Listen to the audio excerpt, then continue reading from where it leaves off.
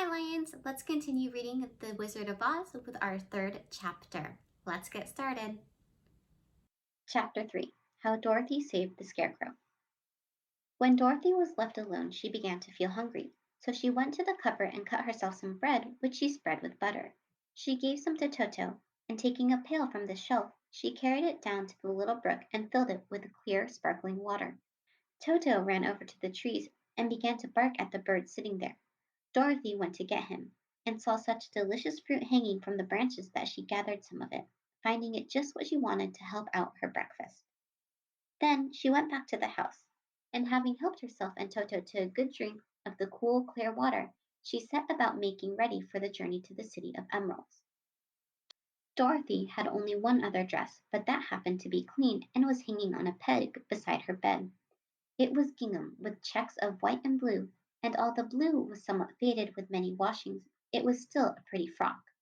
The girl washed herself carefully, dressed herself in the clean gingham, and tied her pink sunbonnet on her head. She took a little basket and filled it with bread from the cupboard, laying a white cloth over the top. Then she looked down at her feet and noticed how old and worn her shoes were. "They surely will never do for a long journey, Toto," she said, and Toto looked up into her face with his little black eyes and wagged his tail to show he knew what she meant. At that moment Dorothy saw lying on the table the silver shoes that had belonged to the Witch of the East. "I wonder if they will fit me," she said to Toto. "They would be just the thing to take a long walk in, for they could not wear out." She took off her old leather shoes and tried on the silver ones, which fitted her as well as if they had been made for her. Finally she picked up her basket. "Come along, Toto," she said. "We will go to the Emerald City and ask the Great Oz how to get back to Kansas again." She closed the door, locked it, and put the key carefully in the pocket of her dress. And so, with Toto trotting along soberly behind her, she started on her journey. There were several roads nearby, but it did not take her long to find the one paved with yellow brick. Within a short time she was walking briskly toward the Emerald City, her silver shoes tinkling merrily on the hard, yellow road bed. The sun shone bright and the birds sang sweet, and Dorothy did not feel nearly as bad as you might think a little girl would who had been suddenly whisked away from her own country and set down in the midst of a strange land. She was surprised as she walked along to see how pretty the country was about her. There were neat fences at the side of the road, painted a dainty blue color, and beyond them were fields of grain and vegetables in abundance. Evidently the Munchkins were good farmers and able to raise large crops. Once in a while she would pass a house, and the people came out to look at her and bow low as she went by, for everyone knew she had been the means of destroying the wicked witch and setting them free from bondage. The houses of the Munchkins were odd-looking dwellings, for each was round with a big dome for a roof. All were painted blue, for in this country of the East blue was the favorite color. Towards evening, when Dorothy was tired with her long walk and began to wonder where she would pass the night, she came to a house rather larger than the rest. On the green lawn before it many men and women were dancing. 5 little fiddlers played as loudly as possible, and the people were laughing and singing, while a big table nearby was loaded with delicious fruits and nuts, pies and cakes, and many other good things to eat. The people greeted Dorothy kindly, and invited her to supper to pass the night with them, for this was the home of one of the richest Munchkins in the land, and his friends were gathered with him to celebrate their freedom from bondage of the wicked witch. Dorothy ate a hearty supper and was waited upon by the rich Munchkin himself, whose name was Boq. Then she sat down upon a settee and watched the people dance. When Boq saw her silver shoes, he said, "You must be a great sorceress." "Why?" asked the girl. "Because you wear silver shoes and have killed the wicked witch. Besides, you have white in your frock, and only witches and sorceresses wear white." "My dress is blue and white checked," said Dorothy, smoothing the wrinkles in it. "It is kind of you to wear that," said Boq. "Blue is the color of the Munchkins, and white is the witch color, so we know you are a friendly witch." Dorothy did not know what to say to this, for all the people seemed to think her a witch, and she knew very well she was only an ordinary little girl who had come by the chance of a cyclone into a strange land. When she had tired watching the dancing, Boq let her into the house, where he gave her a room with a pretty bed in it. The sheets were made of blue cloth, and Dorothy slept soundly in them till morning, with Toto curled up on the blue rug beside her.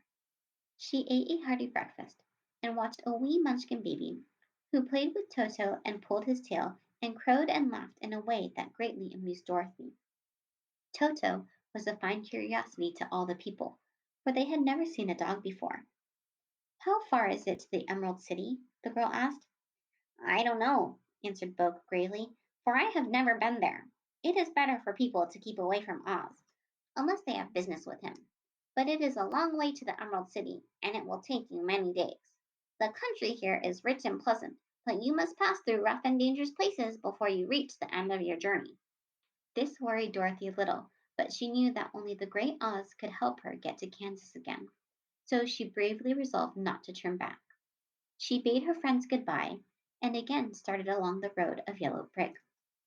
When she had gone several miles, she thought she would stop to rest, and so climbed to the top of a fence beside the road and sat down. There was a great cornfield beyond the fence, and not far away she saw a scarecrow placed high on a pole to keep the birds from the ripe corn. Dorothy leaned her chin upon her hand and gazed thoughtfully at the scarecrow. Its head had a small sack stuffed with straw, with eyes, nose, and a mouth painted on it to represent a face. An old pointed blue hat that had belonged to some Munchkin was perched on its head, and the rest of the figure was a blue suit of clothes, worn and faded, which had also been stuffed with straw. On the feet were some old boots with blue tops, such as every man wore in this country, and the figure was raised above the stalks of corn by means of the pole stuck up its back.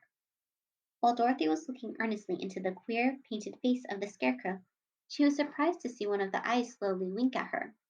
She thought she must have been mistaken at first, for none of the scarecrows in Kansas ever wink, but presently the figure nodded its head to her in a friendly way. Then she climbed down from the fence and walked up to it, while Toto ran around the pole and barked. Good day, said the scarecrow in a rather husky voice. Did you speak? Asked the girl in wonder. Certainly, answered the scarecrow. How do you do? I'm pretty well, thank you, replied Dorothy politely. How do you do? I'm not feeling well, said the scarecrow with a smile, for it is very tedious being perched up here night and day to scare away crows. Can't you get down? Asked Dorothy. No, for this pole is stuck up my back. If you will please take away the pole, I shall be greatly obliged to you. Dorothy reached up both arms and lifted the figure off the pole, for, being stuffed with straw, it was quite light. Thank you very much, said the scarecrow when he had been set down on the ground. I feel like a new man. Dorothy was puzzled at this, for it sounded queer to hear a stuffed man speak and to see him bow and walk along beside her. Who are you? Asked the scarecrow when he had stretched himself and yawned. And where are you going? My name is Dorothy, said the girl, and I am going to the Emerald City to ask the Great Oz to send me back to Kansas. Where is the Emerald City? He inquired. And who is Oz? Why, don't you know? She returned in surprise. No, indeed, I don't know anything.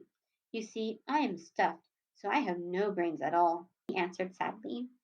Oh, said Dorothy, I'm awfully sorry for you.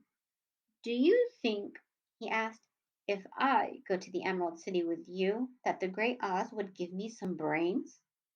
I cannot tell, she returned, but you may come with me if you like. If Oz will not give you any brains, you will be no worse off than you are now. That is true, said the Scarecrow. You see, he continued confidently, I don't mind my legs and arms and body being stuffed because I cannot get hurt. If anyone treads on my toes or sticks a pin into me, it doesn't matter, for I can't feel it. But I do not want people to call me a fool, and if my head stays stuffed with straw instead of with brains, as yours is, how am I ever to know anything? I understand how you feel, said the little girl, who was truly sorry for him. If you will come with me, I'll ask Oz to do all he can for you. Thank you, he answered gratefully. They walked back to the road.